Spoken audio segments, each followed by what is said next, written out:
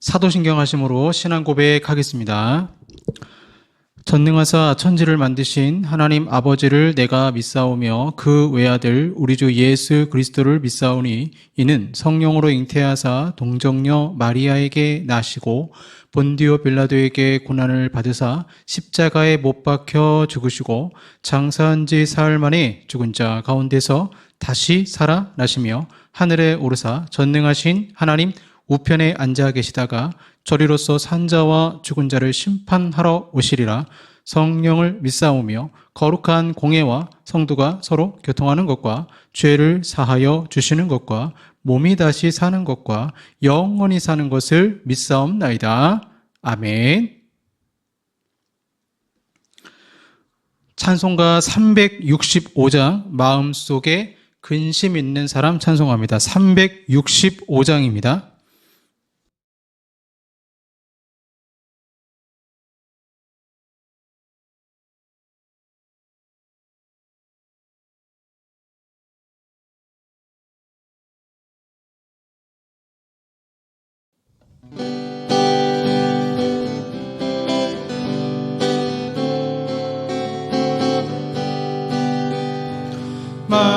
마음속에 근심 있는 사람 주 예수 앞에 다 아뢰어라. 슬픈 마음 있을 때에라도 주 예수께 아뢰라.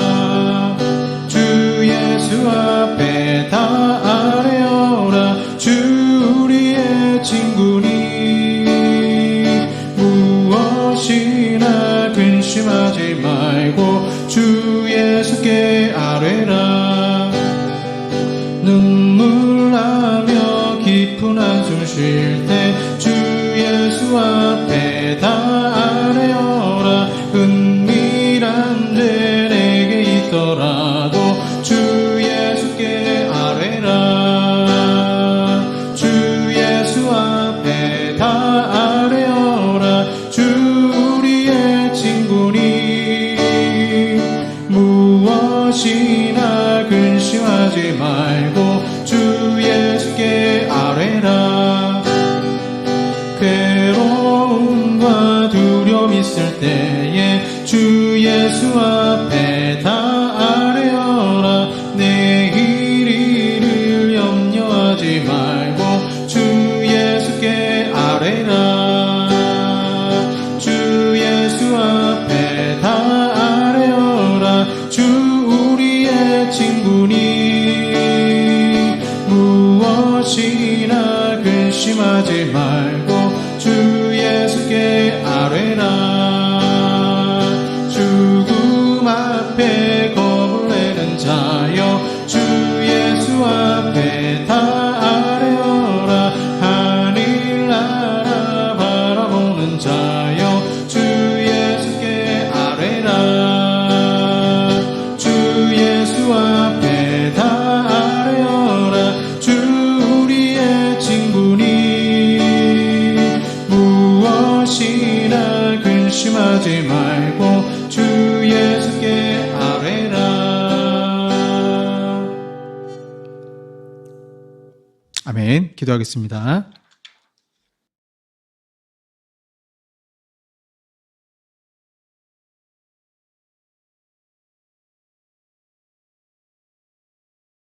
사랑의 아버지 하나님 은혜 감사합니다. 이번에 비 피해로 많은 그런 어려움을 겪는 분들이 있는데 주님께서 위로하여 주시고 주님의 사랑으로 덧입혀 주시고 이 장마 기간 동안 우리 대한민국을 주여 지켜주시고 또 한국교회를 지켜주셔서 큰 피해 없이 무사히 지나갈 수 있도록 주여 도와주시고 하나님께서 이스라엘을 보호하시는 것처럼 우리나라도 보호하시고 역사하심을 주여 믿습니다. 파수꾼이 그 성을 지킬지라도 하나님이 함께하지 않으면 아무 소용이 없는 것처럼 우리의 가정 또한 주님이 지키지 아니하시면 어찌 든든히 설 수 있겠습니까? 무더운 여름 날씨 또 장맛비 계속되는 기후변화 속에서 의지할 분은 오직 하나님밖에 없음을 주님께 고백하오니 하나님께서 이 땅과 이 지구를 조절하시고 큰 피해를 막아주신 것을 주여 믿습니다. 또한 인간에게 경고하시고 하나님의 살아계심을 보여주심을 주여 믿습니다. 이 자연재해 앞에 무력한 인간의 모습이지만 오직 창조주 하나님을 바라보며 주님께 기도하오니 주여 보호하시고 역사하여 주시옵소서. 한 주간 저희들 말씀과 믿음 가운데 살지 못했습니다. 십자가의 보혈로 저희 용서하시고 오늘도 아버지 앞에 예배드릴 때 로마서 말씀을 통하여서 우리의 약해진 믿음이 강해질 수 있도록 주여 도와주시고 우리의 잘못된 하나님 말씀에 대한 해석들이 바르게 해석될 수 있도록 도와주시며 이 부족한 종은 가려주시고 오직 이 시간 말씀만 선포될 수 있도록 축복하시고 역사하여 주시옵소서. 예수님 이름으로 기도합니다. 아멘. 네, 성경 말씀 로마서 4장 18절에서 25절까지 말씀입니다. 로마서 4장 18절에서 25절까지 말씀입니다. 신약성경 245쪽이 되겠습니다. 로마서 4장 18절에서 25절까지 말씀입니다. 봉독하겠습니다.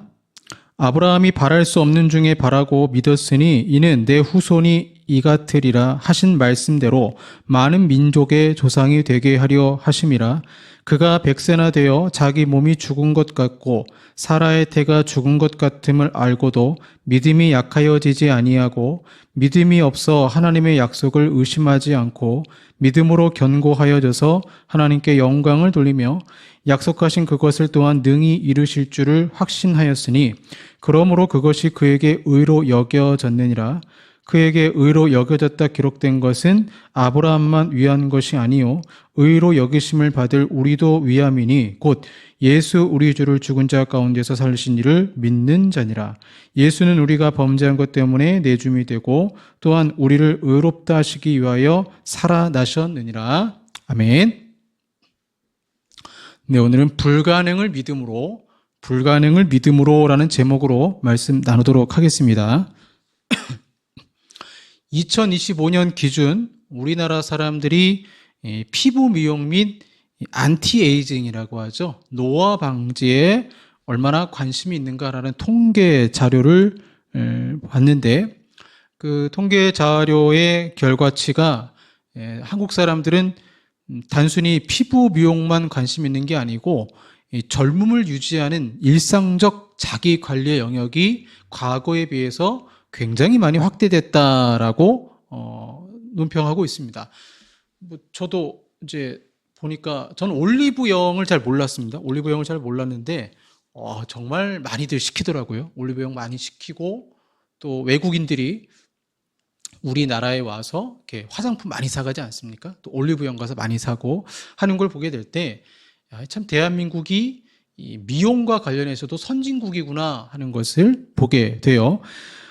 여성 피부 미용 시술 트렌드가 2025년 유행이었다고 합니다. 뷰티 트렌드 리포트에 보면 피부 미용 시술 경험률이 조사 대상 여성의 67%가 피부 및 미용 시술을 최소 1회 이상 경험한 적이 있다라고 했고요. 가장 인기 있는 시술은 보톡스가 가장 높은 경험률을 기록했고 또 이렇게 보톡스를 하고 피부 미용에 관심 있는 분들이 향후 받고 싶은 수술은 아니지만 시술이잖아요. 전 용어는 잘 모르겠는데 노화 예방 및 피부 탄력 개선을 위한 리프팅, 재생 레이저와 피부 속부터 수분 영양을 채워주는 스킨 부스터, 콜라겐 부스터에 대한 시술 의향이 가장 높게 나타났다 이렇게 나오는데 용어를 제가 잘 모르겠습니다. 또 한국 사람들은 시술만 하는 게 아니고 셀프 케어를 병행한다고 해요.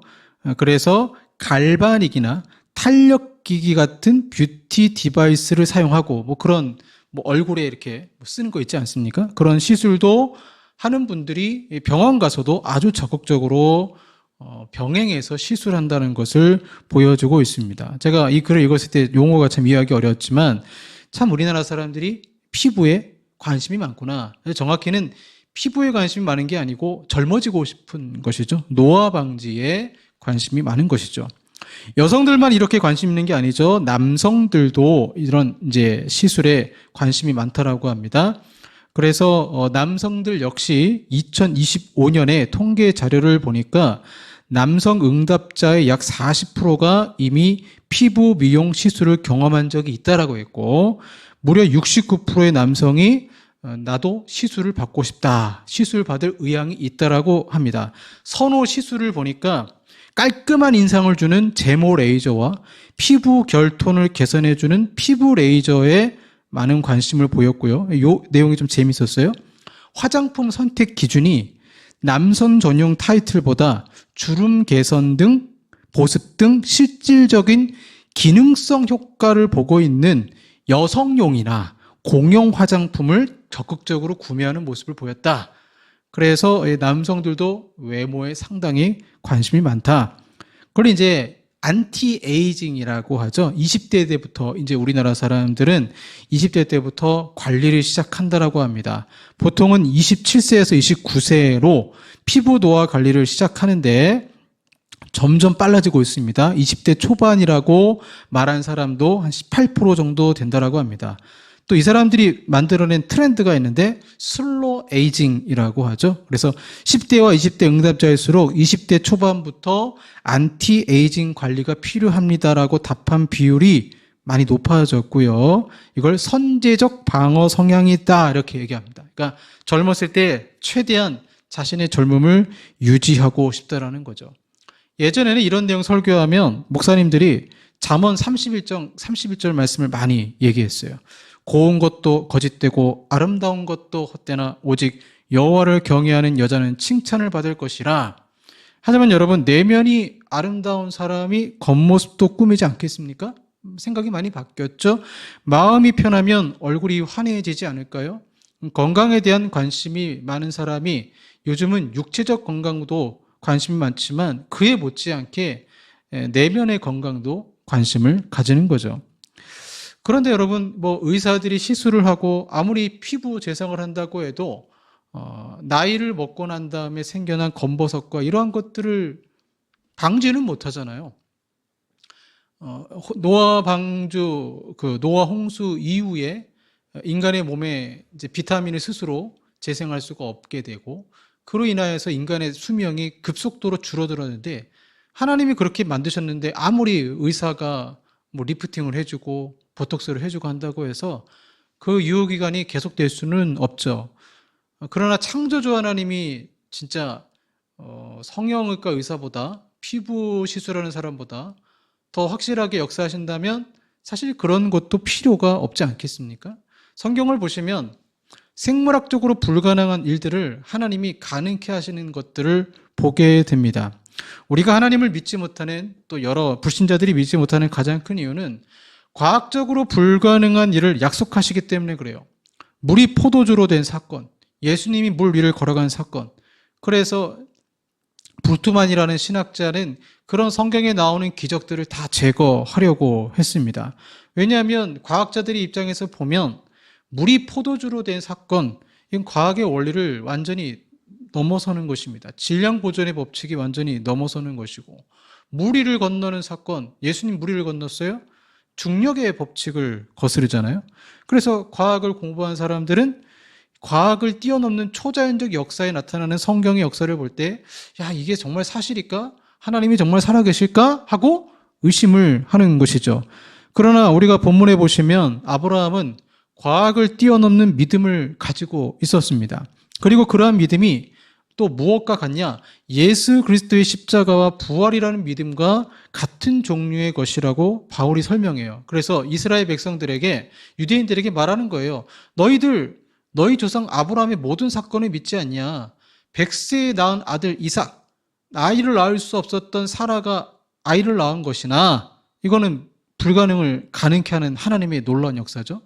이게 부활의 역사인데, 예수님이 십자가에서 죽으시고 부활하신 것도 아브라함이 노년에 자식을 낳은 것과 동일선상에 있는 부활의 역사다라는 것을 성도들에게 가르치려는 목적이 있는 것입니다.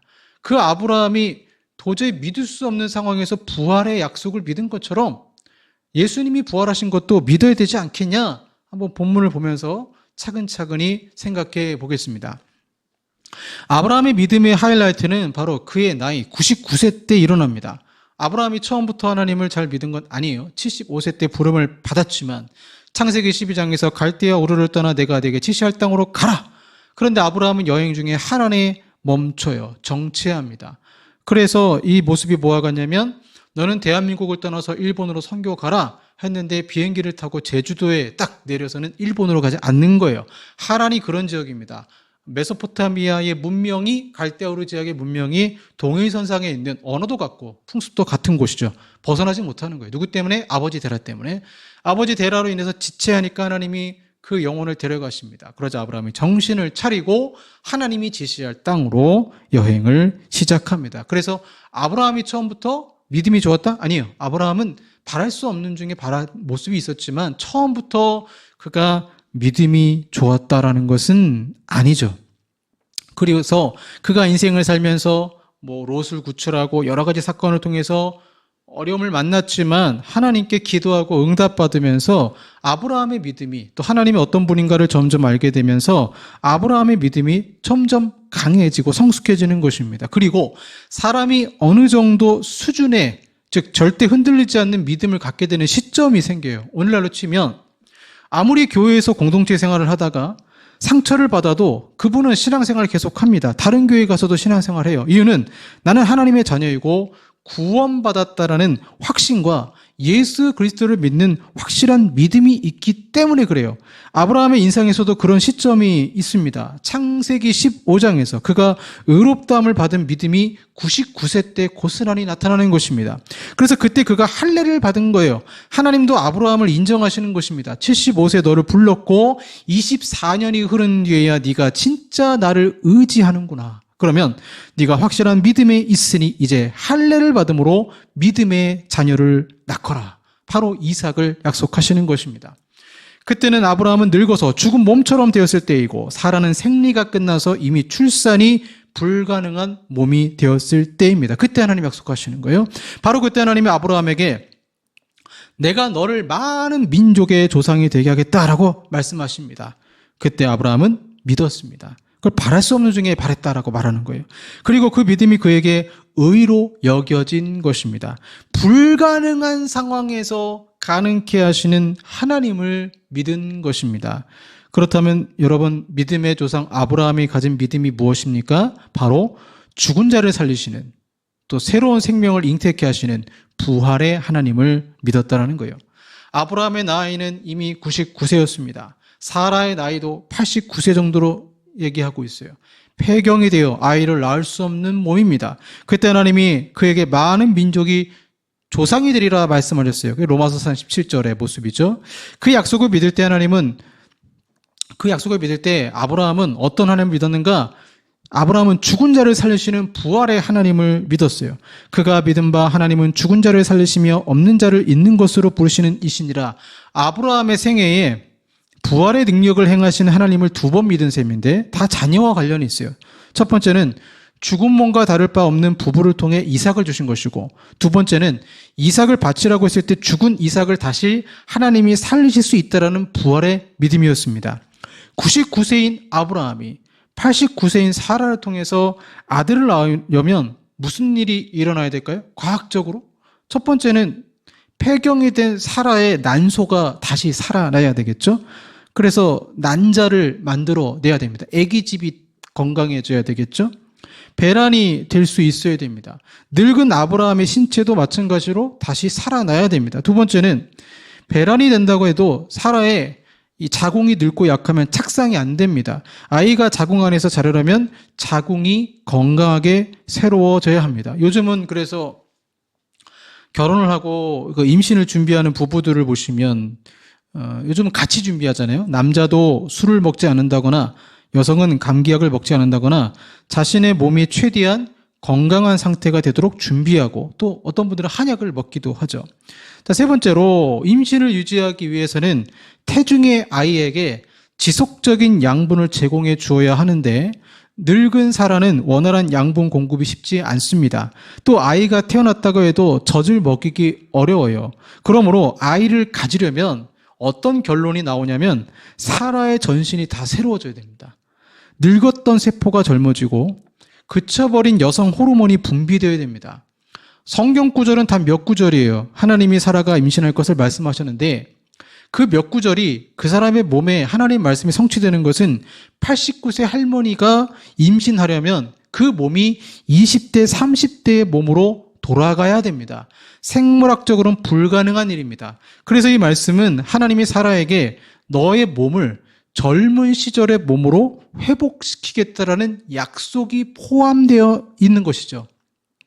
그런 일이 일어나야 임신이 되는 것이고 그냥 기적이라고 하니까 아이가 척 생긴 게 아니에요. 세심하신 하나님이에요. 제가 정말 경험한 하나님은 정말 세심하신 하나님이에요. 사라가 임신할 수 있도록 그녀의 몸에 활력과 건강을 주신 것입니다. 아브라함이 믿었다는 말은 하나님이 실제로 이와 같은 세심하게 이와 같은 일이 자신들에게 일어나게 하실 줄을, 가정에게 일어나게 하실 것들을 믿은 거예요. 그래서 여러분 실제로 어떤 일이 일어났습니까? 사라가 이삭을 잉태하여 출산을 하기 전에 성경에 이상한 사건이 하나 나오죠. 창세기 20장의 사건입니다. 그 다음에 21장에 드디어 이제 사라가 이삭을 잉태하고 출산하는 내용이 나오는데 창세기 20장을 연대기 순으로 본다면 아브라함의 나이 99세 때 일이고 사라의 나이 89세 때 사건이겠죠. 그때 아브라함이 그랄 땅으로 이주를 했습니다. 그가 이제 아내를 누이로 속인 적이 2번이 있었는데 아비멜렉 왕이 사라를 데려가는 일이 생겨요. 아브라함의 아내. 그때 아비멜렉은 정말 아브라함이 사라를 누이라고 했기 때문에, 동생이라고 했기 때문에 여동생인 줄 알고 데려간 것이죠. 그의 아내 사라를 자기 누이라 하였으므로 그랄 왕 아비멜렉이 사람을 보내어 사라를 데려갔더니, 왜 누이라고 했습니까? 당시 사라는 왕이 아내로 삼겠다고 할 만큼 아름다웠습니다. 더욱이 하나님을 두려움이 없던 그곳에서 아브라함은 자기를 죽이고 사라를 빼앗을까 봐 누이라고 했어요. 그런데 이상하지 않습니까?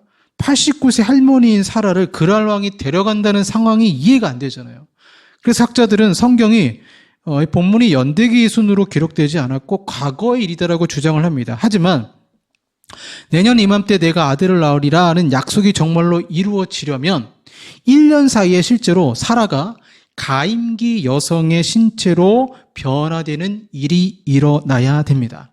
이성적으로는 도저히 일어날 수 없는 일이지만 하나님은 창조주 하나님이시고 부활의 하나님이십니다. 아비멜렉 왕이 사라를 보고 반할 정도로 사라가 아름다워진 것입니다.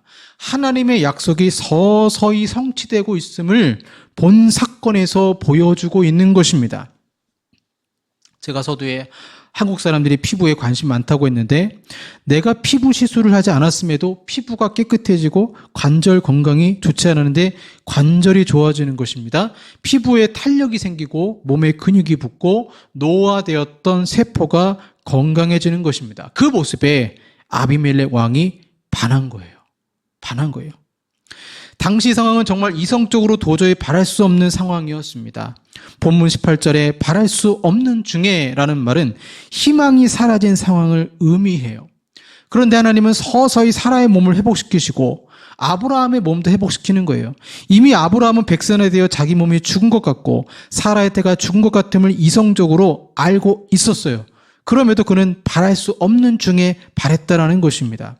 이 본문에 대한 주석을 보니까 존 칼빈은 이렇게 얘기합니다. 믿음과 인간적 지강의 한계를 날카롭게 대조한다. 즉 칼빈은 인간이 눈으로 보는 것에 마음을 묶어두는 것, 현실적인 계산과 판단이 믿음에 가장 해롭다라고 경고합니다. 아브라함은 이성적인 이유나 주변의 모든 상황이 자신에게 불리하게 작용할 때에도 바랄 수 없는 중에 계속해서 믿었다라는 거예요. 우리가 현실을 보면 이건 하나님도 하실 수 없어라고 판단하며 포기할 때가 있습니다. 세상 전문가도 안 된다라고 하고 내 주변 사람들도 만류합니다. 아브라함이 그런 상황인 거예요. 그때 칼빈이 유명한 비유를 남깁니다. 하늘의 날개를 가져라. 하늘의 날개를 가져라. 믿음이 하늘의 날개를 타고 높이 올라가 육신의 감각과 지각을 저 아래로 내려다보지 않는다면 결국 세상의 진흙탕 속에 갇혀버리고 말 것이다. 그래서 아브라함에게는 오직 하나님이 약속하셨다는 사실 하나만이 그의 유일한 소망이었습니다. 상황이 불가능해 보일수록 하나님의 말씀에 전적으로 의지하는 것이 본문에 나오는 참 믿음이다. 바랄 수 없는 중에 믿음을 그렇게 표현하고 있습니다. 존 스토트 목사님은 아브라함의 믿음이 맹목적인 낙관주의나 현실 도피는 아니다라고 강조를 해요. 이걸 사실을 직시하는 믿음이라고 얘기하는데요. 스토트는 아브라함이 자신의 몸이 죽은 것 같음과 사라의 태가 죽은 것 같은 생물학적 현실을 비켜가거나 모른 척하진 않았어요. 현실을 인정했어요. 난 아이를 낳을 수 없어. 아내도 아이를 낳을 수 없어. 근데 참된 믿음은 뭐냐? 그런 엄혹한 현실 속에서 똑바로 하나님을 보는 거예요. 현실 너머의 창조주를 바라보는 것입니다. 아브라함은 죽음과 다름없는 가혹한 현실을 보았지만 그 시선을 문제가 아니라 죽은 자를 살리시며 없는 것을 있는 것으로 부르시는 하나님의 약속으로 옮겼던 거예요. 이걸 뭐라고 표현하느냐? 존 스토트는 본문을 주석할 때 은혜를 수용하는 손이다. 믿음은 은혜를 수용하는 손이다. 구원이 철저히 하나님의 중보적 은혜로 주어지며 우리의 믿음은 그 은혜를 단순히 받아들이는 통로, 그릇의 역할을 한다고 보는 것입니다. 이렇게 얘기했어요. 은혜는 주는 것이고 믿음은 받는 것입니다. 왜 믿음이 그토록 중요한지 묻는 것은 크리스마스 아침에 왜 손이 필요한지 묻는 것과 같습니다. 유럽의 아이들이 크리스마스 때 되면 손을 벌리잖아요. 선물 주세요. 선물 주세요. 은혜는 주는 것이고 믿음은 받는 것입니다. 하나님이 바랄 수 없는 중에 나에게 주실 것을 바라보는 거예요. 매튜 헬리 유명한 주석가죠. 이 본문을 이렇게 해석했어요. 아브라함의 믿음은 약속과 의심의 싸움이다. 약속과 의심의 싸움이다.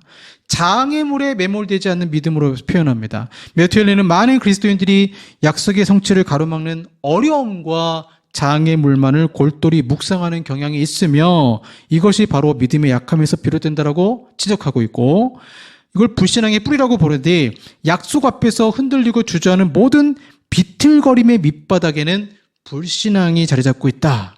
근데 아브라함은 어떻게 승리했습니까? 하나님의 약속을 논쟁이나 토론의 대상으로 삼지 않고 이성이 불가능하다고 속삭일 때 아브라함은 하나님의 전능하심의 영광을 돌리며 의심을 이겨냈다라는 것입니다. 소극적으로는 믿음이 약하여지지 아니하고 믿음이 없어 하나님의 약속을 의심하지 않고라고 표현합니다. 아브라함의 믿음은 파손되거나 흔들리지 않았어요. 성경을 보면 믿음이 약하고 의심해서 흔들리고 요동하는 것을 어린아이와 같다 표현합니다. 그런데 99세 때의 아브라함의 믿음은 어린아이 같은 믿음이 아니었어요. 그래서 아브라함의 믿음을 이 99세가 됐을 때 그가 가지고 있는 믿음의 성질을 두 가지로 표현하는데 하나는 견디는 믿음. 하나는 견디는 믿음. 하나는 확신의 믿음입니다. 견디고 확신하는 그 믿음 가운데 그 믿음을 보시고 할 일을 주시고 약속의 자녀를 주신 거예요. 우리는 소망이 이르기까지 가장 먼저는 견뎌야 됩니다. 이게 어려워요. 목사님들도 어려워요. 저도 어려워요. 견디는 믿음입니다. 반면에 적극적으로 믿음으로 견고해져서 하나님께 영광을 돌리며 약속하신 것을 또한 능히 이루실 줄을 확신하였으니 더욱 굳게 하나님을 신뢰했습니다. 흔들리지 않았어요. 이성이 끝나서 과학이 안 되라고 말하며 비난하고 조롱하는데도 불구하고 오히려 그는 견디는 믿음과 확신의 믿음을 가지고 더욱 굳세어져서 하나님의 일하심을 확신했습니다. 칼빈이 말한 믿음의 날개로 인간의 감각과 이성을 극복하는 것, 매튜 헬리 주석가가 말한 약속과 의심의 싸움, 존 스토트가 말한 은혜를 수용하는 손, 크리스마스가 올 때까지 선물 받기 위해 준비하는 손이 믿음인 거예요. 아브라함의 생애를 보면 흔들릴 때가 있었어요. 하가를 통해 이스마엘을 낳기도 했습니다. 그러나 99세 때에는 오히려 믿음의 확신 가운데 있었습니다. 25년이라는 세월의 기다림 속에서 그의 믿음은 연단이 됐습니다. 더 이상 의심하지 않고 흔들리지 않게 되었습니다. 그래서 진짜 믿음은 연단이 되는 거예요. 연단되는 가운데 마치 오래된 포도주가 더 좋은 것처럼 흔들리지 않는 믿음이 되는 것입니다.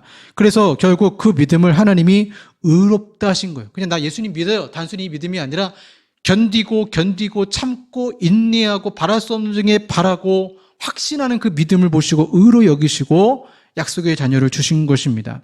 하나님의 약속을 믿고 견디고 불가능한 일이 실제로 내 인생에 펼쳐질 수 있음을 믿는 그 믿음을 주님은 의로 여기신 것입니다. 바울은 이러한 아브라함의 믿음이 곧 오늘 우리들을 위한 것이라고 말합니다.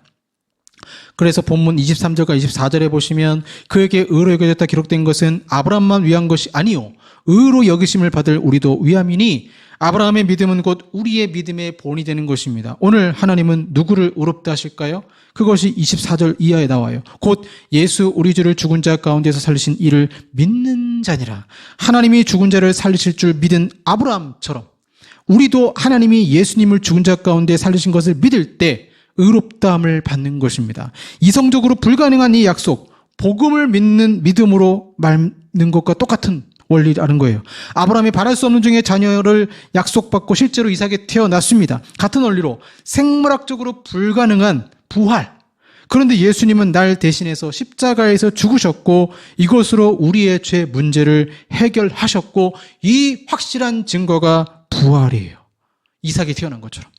주님이 부활하셨습니다. 사라가 아이를 낳은 것과 예수님이 부활하신 것이 동일선상에서 바랄 수 없는 중에 바라는 믿음으로 내 안에 체득돼야 한다는 것입니다. 그래서 동일한 원리인 거예요. 어쩌면 우리는 더 유리해요. 우리는 아브라함의 실제 자녀를 낳았고 이삭을 낳았고 이삭이 야곱을 낳고 지금의 이스라엘이라는 나라가 생긴 것을 알고 있습니다. 팩트, 역사적 사실이에요. 바울이 역사적 사실을 말하면서 예수님도 역사적 사실로 십자가에서 죽으셨고 부활하셨다라는 것입니다. 자녀를 낳을 수 없는 몸이 자녀를 낳은 것처럼 죽은 자도 살리는 하나님을 믿느냐는 것입니다. 여기 어디 율법이 있습니까? 없어요. 오히려 그런 능력을 행하실 하나님을 믿는 것이 중요한 것입니다. 왜 이 믿음이 우리를 의롭게 합니까? 로마서 4장 25절 예수는 우리가 범죄한 것 때문에 내줌이 되고 또한 우리를 의롭다 하시기 위해서 살아나셨느니라. 예수님은 우리의 범죄 때문에 대신 죄를 지고 죽으셨고 우리를 의롭다 하려고 부활하셨습니다. 그러므로 누구든지 그리스도를 믿으면 죄 사함 받고 의롭다함을 받는 거예요. 우리의 신앙의 핵심은 바로 이 부활을 믿는 신앙입니다. 그가 의롭다함을 받습니다. 그리스도 안에서 아브라함의 약속을 유업으로 받아요. 세상의 상속자가 되는 것입니다. 중요한 것은 우리가 아브라함처럼 이성적으로 도무지 믿을 수 없는 그 믿음을 소유했다라는 사실이에요. 우리도 아브라함과 동일하게 예수님을 부활시키신 하나님을 믿습니다. 그리스도의 죽음과 부활을 믿는 거예요. 이 믿음은 우리에게서 난 것이 아니라 하나님의 선물입니다. 아브라함이 바랄 수 없는 중에 정말 우리 가정에서 아이가 태어나겠어? 불가능한 상황 속에서 견디고 확신했던 것처럼 무슨 예수님이 날 위해 죽으셔서 이런 믿음이 아니라 그 과거 2000년 전에 예수님께서 날 위해 죽으시고 십자가에서 내 모든 죄를 사하시고 부활하실 걸 믿습니다. 똑같잖아요. 아브라함이 바랄 수 없는 중에 자녀를 바라보는 과학을 뛰어넘고 불가능한 상황 속에서 믿는 것이나 2000년 전에 날 위해 죽으신 예수 그리스도가 날 위해서 부활하셨다는 것을 믿는 것이나 바랄 수 없는 중에 바라고 견뎌야 되고 확신하는 것 똑같아요. 그런데 이러한 믿음을 주님이 의로 여기시는 것입니다. 이거 하나님의 선물입니다. 우리가 예수님을 믿을 때 우리 믿음의 조상 아브라함이 가졌던 이 믿음이 그리스도 안에서 우리에게 주어졌습니다. 사랑하는 여러분, 아브라함이 증인입니다. 예수 그리스도의 십자가의 부활을 못 믿을 이유가 어디 있겠습니까? 또한 단순히 구원의 측면뿐 아니라 우리 삶에 하나님의 약속하심이 있다면 그 약속도 반드시 이루어진다는 것을 믿으시길 바랍니다. 불가능한 상황을 믿음으로 하나님이 역사하시는데 이 믿음은 두 가지 꼭 기억하세요. 하나는 견디는 믿음, 두 번째는 확신하는 믿음에 성숙하는 믿음 가운데 하나님을 알아갈 때 놀라운 신앙의 체험과 열매로 가득할 것을 믿으시길 바랍니다. 기도하겠습니다. 사랑의 아버지 하나님 감사합니다. 우리는 연약하지만 때로는 주님 정말입니까? 라고 의심할 때도 있지만 아브라함이 25년의 세월 동안 연단되어지고 성숙하여져서 주님을 믿은 것처럼 바랄 수 없는 중에 주님을 바라는 것처럼 우리의 현실이 참 힘들고 어렵지만 주님 믿습니다. 날 위해 죽으신 예수 그리스도의 십자가 그 부활을 믿습니다. 견디고 확신하는 그 믿음 가운데 하나님 날마다 말씀 가운데 승리케 하여 주시옵소서. 이삭이 태어난 것처럼 그 약속들이 우리 삶 속에 이루어지게 하여 주시옵소서. 예수님 이름으로 기도합니다. 아멘. 실패라고 생각할 때 그때 오히려 주님이 일하심을 믿습니다. 우리 주가 일하시네 찬양하겠습니다.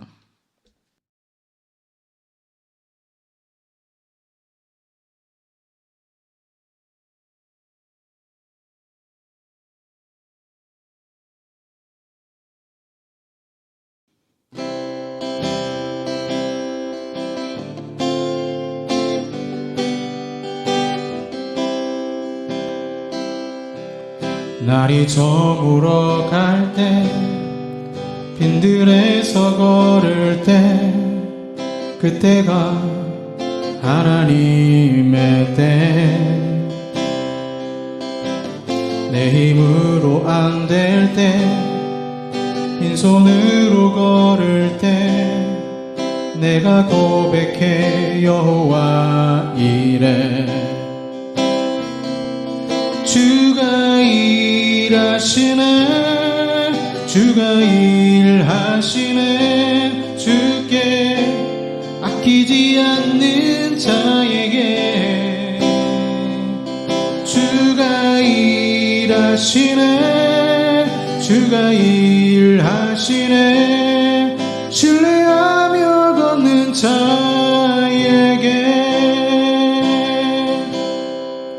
우리 모인 이곳에 주님 함께 계시네 누리네 아버지 은혜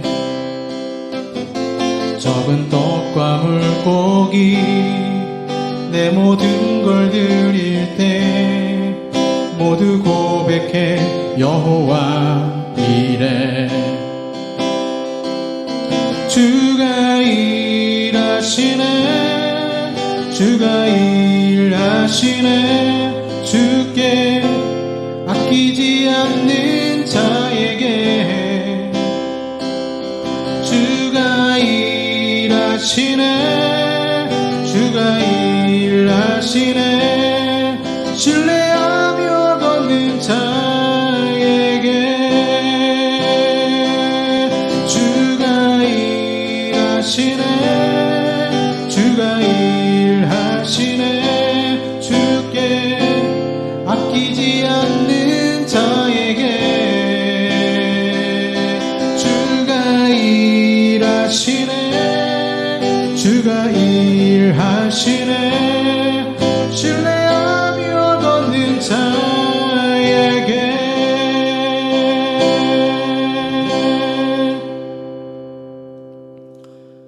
기도하겠습니다.